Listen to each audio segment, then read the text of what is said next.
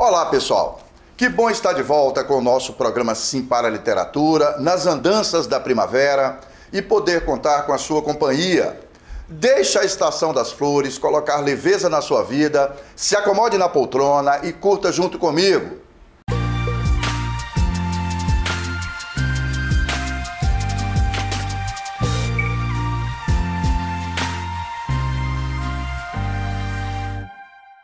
No nosso programa Sim para a Literatura, entre outras informações, temos as colunas Dica de Leitura e Dica de Livro. Temos também as colunas O Livro da Minha Vida, a participação de telespectadores apaixonados pela leitura, além de entrevista e muito mais. E nessa edição continuamos nas trilhas do Dia Nacional do Livro, que comemora a data em 29 de outubro. Vamos falar de entes queridos que alimentam as nossas expectativas, disponibilizando seu traço nas páginas dos livros. Vamos falar dos escritores. Os escritores não apenas contribuem para a formação cultural de um local, mas também para o processo de aprendizagem das pessoas. Afinal, muitos dos livros produzidos pelos escritores são utilizados em sala de aula para se discutir aspectos relacionados ao Brasil e a outros países. Como disse o nosso ilustre escritor João Cabral de Melo Neto, escrever é estar no limite de si mesmo.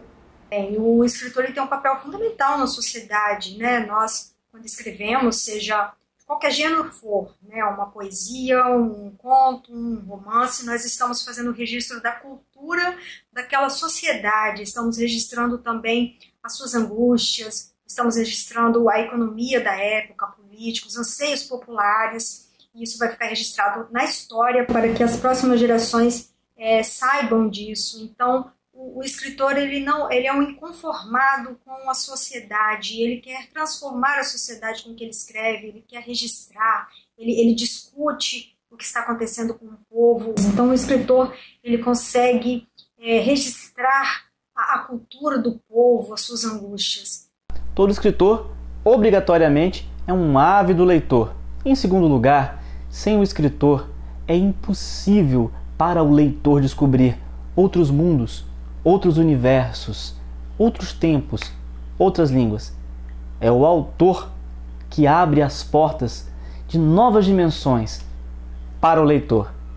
É impossível fazer literatura sem o escritor. Escritor, leitor e livro são elos de uma mesma corrente, a corrente da literatura.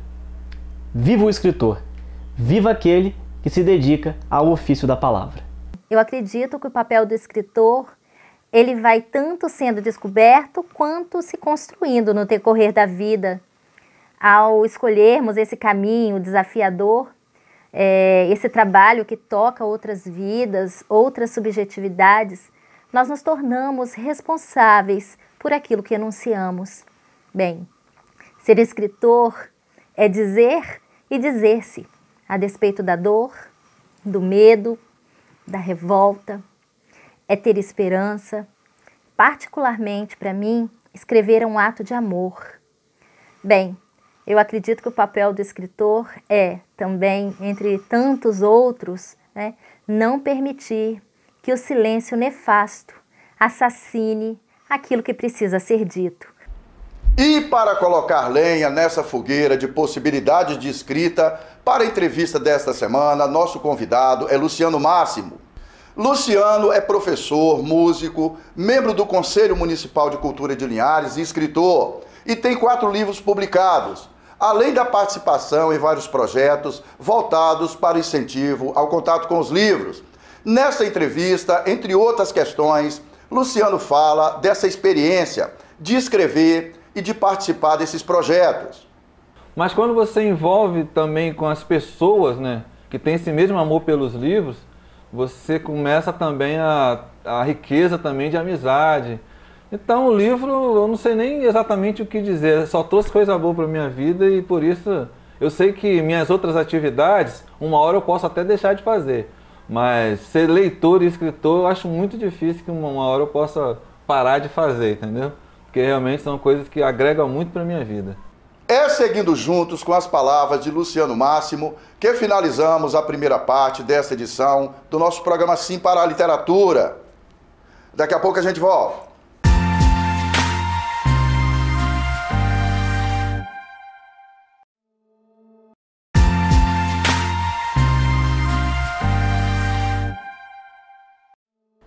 Estamos de volta com o nosso programa Sim para a Literatura e é muito bom continuar na sua companhia.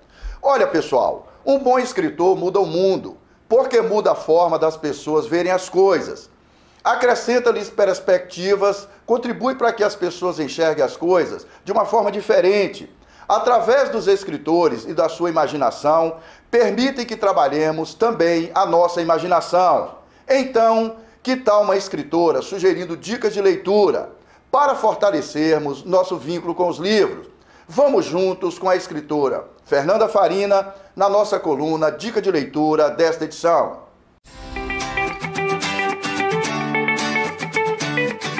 Dica número 1. Se você está pensando que essa primeira dica é sobre a escolha do livro, está enganado.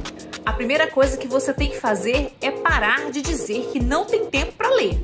A gente arruma tempo para tudo nessa vida quando a gente se dispõe a isso, não é mesmo? Portanto, falta de tempo é, na maioria das vezes, pura desculpa. Dica número 2. Defina a frequência com que você vai ler. O ideal é a leitura diária, mas se o ideal não é o seu real, então você pode determinar que irá ler a cada 2 dias. Mas atenção, esse é o prazo máximo, 2 dias. Combinado? Tenha em mente que nós estamos falando de rotina, então é muito importante que você automatize a leitura do seu planejamento semanal. Assim como você faz pelo menos 4 refeições, toma um bom banho e escova os dentes 3 vezes ao dia, a leitura tem que entrar nesse mesmo esquema. Dica número 3. Estabeleça o horário ou o momento exato para você abrir o seu livro. Há pessoas, por exemplo, que leem de manhã ao acordarem, outras leem no transporte público, no caminho para o trabalho ou para a escola, outras, como eu, leem à noite e ainda aquelas que leem, por exemplo, no intervalo do almoço. Isso quem define é você mesmo, de acordo com a sua rotina e a sua realidade. E na nossa coluna Apaixonado pela Leitura, vamos conhecer um pouco da história de uma jovem que não desiste do seu sonho. Literatura na Veia.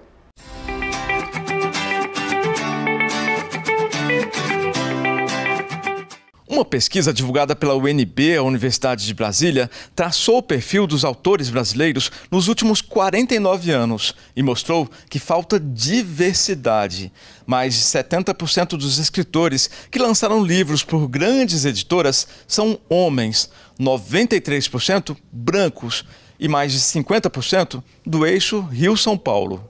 Com apenas 19 anos, Cindy Lisiane é um exemplo daqueles que começam a mudar esse perfil. Mulher, bem jovem e de um estado fora dos grandes eixos. O livro Palavras para Ninguém começou a ser escrito quando a jovem aprendiz tinha apenas 13 anos. Na época da adolescência, assim, eu acredito que a gente passa por muitos questionamentos. Foi aí que eu tinha uma maneira de extravasar tudo que eu estava sentindo. E aí surgiu a escrita, a poesia. Plataformas digitais têm ajudado no surgimento de jovens autores. Publicar um livro não é barato. Por isso, Cindy lançou o livro de poesias de forma digital. Agora tem o desafio de conciliar o amor por poesias com o trabalho como jovem aprendiz e a faculdade de física. Eu vi que era o que eu precisava, era entender algumas coisas, mas nunca parar de escrever sobre elas.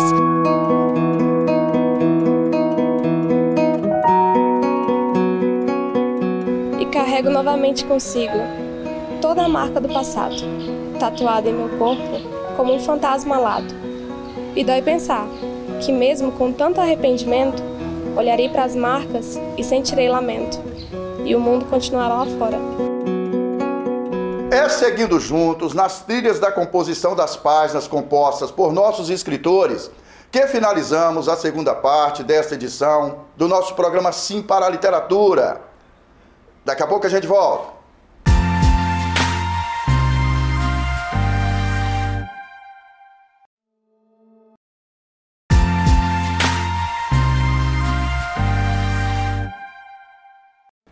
Estamos de volta com o nosso programa Sim para a Literatura e é muito bom continuar na sua companhia.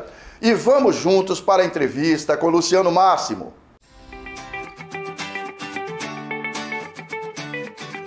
Você tem essa coisa da experiência, já uma experiência como escritor, né? 4 livros, 5 livros publicados? Teve umas novelinhas nesse meio aí, só que eu terminei tirando elas, inseri elas numa coletânea e condensei a obra até então em 4 livros. Em 4 livros. Como é que está seu dia a dia com a escrita? Como é que você está se organizando para escrever, Luciano? Eu tenho escrito todo dia, geralmente eu escrevo alguma coisinha, né? Eu já estive numa época de mais intensidade, escrever mais. Eu acho que no começo, né, eu estava com aquele afã de ver meus textos. Com a empolgação, né? Mas hoje em dia também a gente vai se envolvendo com outros projetos e nosso tempo para leitura e escrita diminui um pouquinho, né? Tá mais tranquilo, mais assim, mais lento, mas é sempre, né? Devagar e sempre. E como é que você se organiza? Todo dia de manhã, antes de dormir, como é que funciona para você? Sim, meu horário para escrever geralmente é de manhã, é onde a minha cabeça está fresquinha, eu consigo fluir melhor os textos, entendeu? Eu sei. Mas nem sempre, toda manhã eu consigo escrever, porque meus horários de escola, que eu estou dando aula, às vezes são meio quebrados, meio... Professor sempre tem horários alternados, né, Luciano? Então é de acordo com o jogo de cintura aí, mas geralmente quando eu tenho tempo de manhã é a hora que eu escolho para escrever. Ô Luciano, como é que você... Eu observo seus livros que você sempre trabalha com personagens, né? Sim. De onde vem a construção de seus personagens? São baseados na vida real? São baseados em personagens que você leu em outros livros? Como é que funciona essa construção para você? Essa influência de outros livros é meio inconsciente, né? Porque a gente lê bastante e sem querer a gente vai absorvendo muita coisa de personagens e tal. Mas na hora de compor o personagem, eu sempre tento me concentrar em pessoas da vida real. Porque a vida real nos oferece tudo que a gente precisa, né? Tem pessoas interessantes que a gente esbarra toda hora. Então eu não preciso me esforçar tanto. As pessoas do cotidiano mesmo são as minhas inspirações. Aí, inconscientemente, a gente termina também inserindo nesse contexto coisas de livros que a gente já leu, tanto nos personagens, nas histórias. Tudo isso vem de uma bagagem geral, né? De leitura, de conhecimento. Tem um padrão de comportamento que você busca na pessoa para transferir para seu personagem? Por exemplo, a pessoa tem um tique nervoso, a pessoa tem um jeito de falar diferente do habitual, é uma pessoa mais irritada, é uma pessoa muito... Que vai se transformar naturalmente no personagem assim. Tem esse padrão ou é aleatório, assim? Assim, eu não fico buscando um padrão específico, mas parece que quando a gente escreve, quando a gente termina pegando esse hábito de estar escrevendo o tempo todo, parece que o escritor fica o tempo todo com esse olhar observador, né? Então qualquer coisa diferente, qualquer pessoa que seria potencialmente um personagem, a gente já pensa nele numa história, já é uma coisa bem natural, já acontece assim, do nada, entendeu? Não fico forçando, eu preciso encontrar um personagem assim, não. Aparece mesmo naturalmente. A gente passa a ter um olhar mais cirúrgico mesmo, né? Sim. Aquele olhar mais pesquisador, né? Mais observador mesmo. E qualquer detalhe chama a atenção da gente, mais do que chamaria a atenção de uma pessoa que não escreve, que não mexe com literatura. Exatamente, É natural isso E aí. quando você começa a escrever a história, né? Que você começa a escrever um livro e ali tem uma história contada nas páginas desse livro. Você já inicia sabendo do final, Luciano? Não, eu nunca consegui Já aconteceu fazer isso com você? Não. Em todos os livros, assim... Eu tento fazer um pequeno roteiro só para eu não ficar muito tempo na frente do computador, assim, parado, assim, entendeu? Mas assim, eu faço os roteiros a curto prazo, escrevo um pouquinho, até aqui tá bom, agora eu vou desenvolver esse pequeno roteiro que eu fiz. Mas até o final não, eu gosto, inclusive a surpresa, o fato de eu não saber como vai ser o final, termina ocorrendo que a história fique mais interessante do que eu supunha. Porque quando a gente quer organizar demais, até o final da história, parece que o negócio vai mais engessado. Você fica muito entendeu? engessado, muito enquadrado ali dentro, Isso, né? mas assim, comigo já aconteceu diferente. Eu fui deixando o final, falei, sem nem ter ideia de como vai ser. E termina sendo algo que me surpreende até a mim. E termina sendo melhor do que eu imaginei que seria, entendeu? Para mim isso funciona bem melhor, essa surpresa, essa coisa de deixar fluir, né? Na incerteza. Já aconteceu de você, por exemplo, acordar de madrugada e falar, cara, vou sentar ali para escrever um pouco. Já aconteceu isso? Não assim, exatamente assim. Já aconteceu assim, porque parece que quando a gente está num romance, está num projeto, a gente fica o tempo todo com aqueles personagens, aquela coisa fervilhando na mente, né? Já aconteceu assim de eu ter que levantar por causa de uma frase, por causa de um detalhezinho que vai ser, eu não levantar e botar isso agora. Exatamente nesse momento. Eu vou esquecer, não vai ser igual eu pensei agora. Então, já várias vezes eu tive que, às vezes, levantar da cama, eu não preciso escrever isso aqui. E onde eu estiver também, eu dou um jeito no celular. Eu ia perguntar exatamente isso para você. Eu lembro que eu assisti o Jô Soares fazendo entrevista, né? Porque o Jô fazia entrevista, mas às vezes ele falava mais do que o entrevistado. É verdade. E o Jô falou que, eu aprendi isso com o Jô, olha que pretensão, né? Mas eu tenho isso, de carregar um bloco de notas. Eu sempre ando com bolsa, né? Ou então bloco de notas no meu bolso. Veio uma ideia na cabeça e ele disse que antes que ele perdesse essa ideia, ele já parava rapidinho e escrevia algumas linhas ali. E aí depois, claro, ia parar, avaliar certinho se poderia, a partir daquela ideia, surgir um projeto. Isso acontece com você? Você está nos lugares, aquela coisa flui ali e você tem que anotar? Sim, ainda bem que eu tenho essa facilidade de escrever. Tanto escrever como ler, em qualquer lugar, mesmo que às vezes o ambiente esteja meio caótico, isso não me atrapalha não. Então, às vezes eu sempre carrego comigo um livro, né, quando eu sei que eu vou, de repente, ter uma oportunidade, nem que seja 10 minutos de ler, e eu carrego algum papel, alguma coisa. Geralmente eu estou com papel também, mas hoje em dia, né, mesmo quando você não está com papel, às vezes o próprio celular já te ajuda. O bloco de notas no celular. Então, né? Já aconteceu várias vezes e realmente...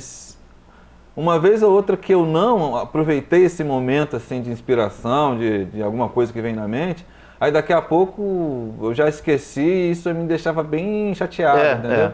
A gente perde muitas ideias por não anotar. Ô Luciano, aproveita e fala, né, já do livro 2100, O Reinício. Sim. Depois a gente vai falar de A Velha Águia, né, que está aqui também, é outro livro que você publicou recentemente.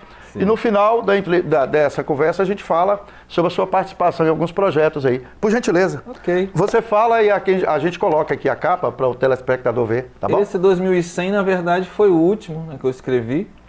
É uma distopia, né, que é aquele mundo caótico, futurista, geralmente, muitas vezes pós-apocalíptico.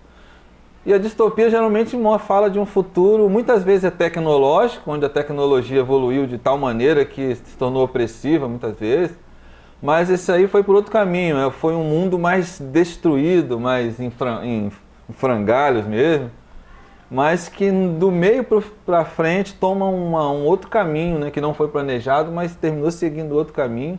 Daí vem a questão da falta de controle que você falou, que realmente, da metade do livro para frente, foi uma coisa que eu nem imaginava como seria, mas... São quantos personagens, Distopia?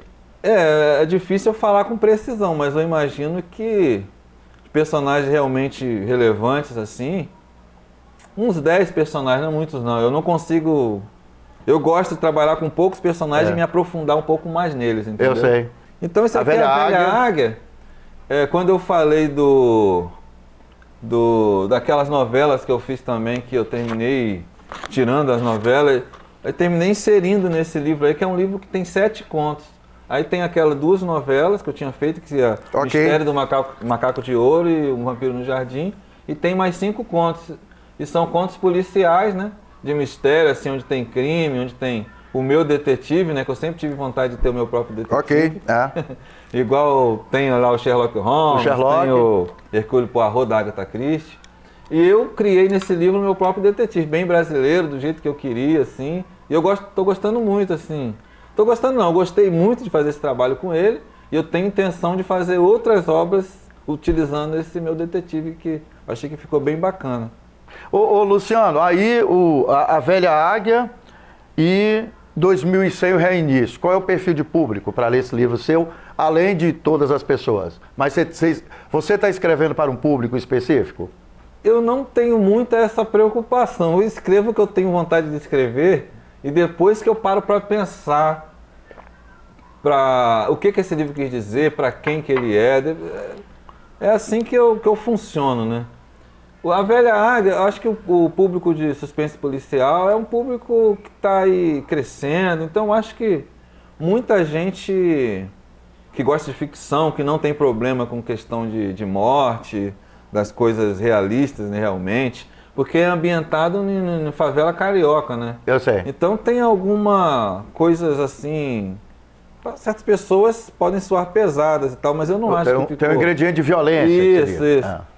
Mas então esses demais. Dois livros são mais para um público adulto, seria assim? O Velha Águia é um pouco mais específico para quem gosta de um livro um pouco mais tenso.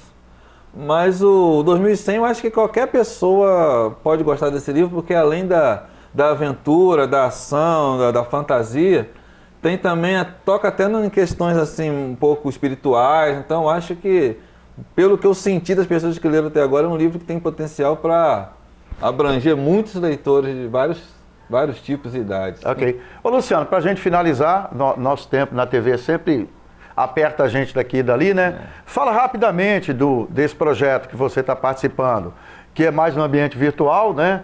Que são professores e professoras que estão conversando sobre leitura, e depois falar rapidamente da sua participação.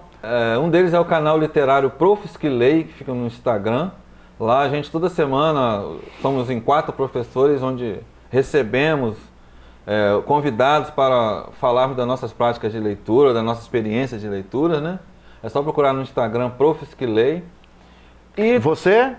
Eu e mais 3 professoras. São 2 de São Mateus e uma de São Paulo. São Mateus quem são? Adriana Guzmão e Elisângela Morinari, se eu não me engano, o sobrenome dela. E tem a Cláudia Gomes lá de São Paulo. Ok.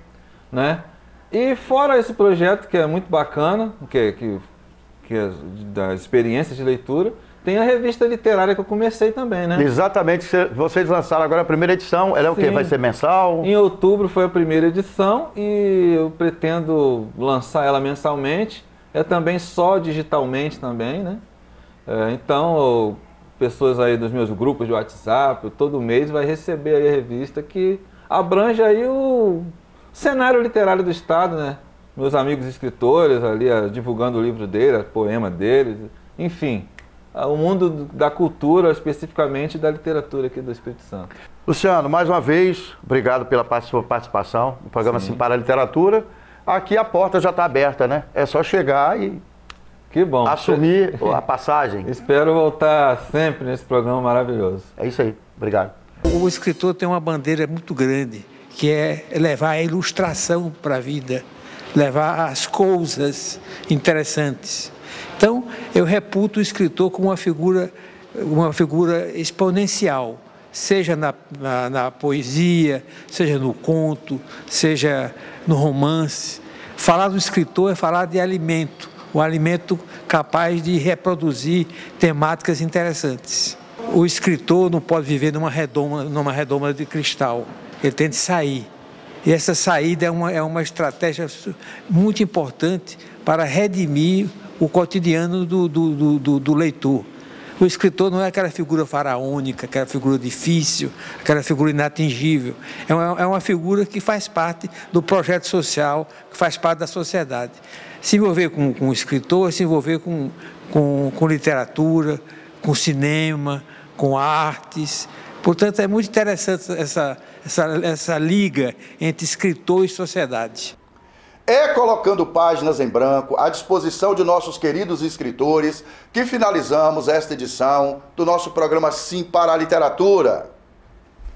É isso aí, pessoal. Bem legal a participação de vocês, no prestígio que nos proporcionam com a sua audiência nesta edição do nosso programa Simpara a Literatura. Para que vocês tenham acesso às edições anteriores e aos vídeos do programa, acessem youtube.com/simparaliteratura. Aproveita e faça sua inscrição no nosso canal. Vamos compartilhar experiências de leitura. Entrem em contato conosco através do e-mail simparaliteratura@gmail.com. Agradecemos o prestígio da sua audiência. Saudações poéticas e literárias e muito obrigado.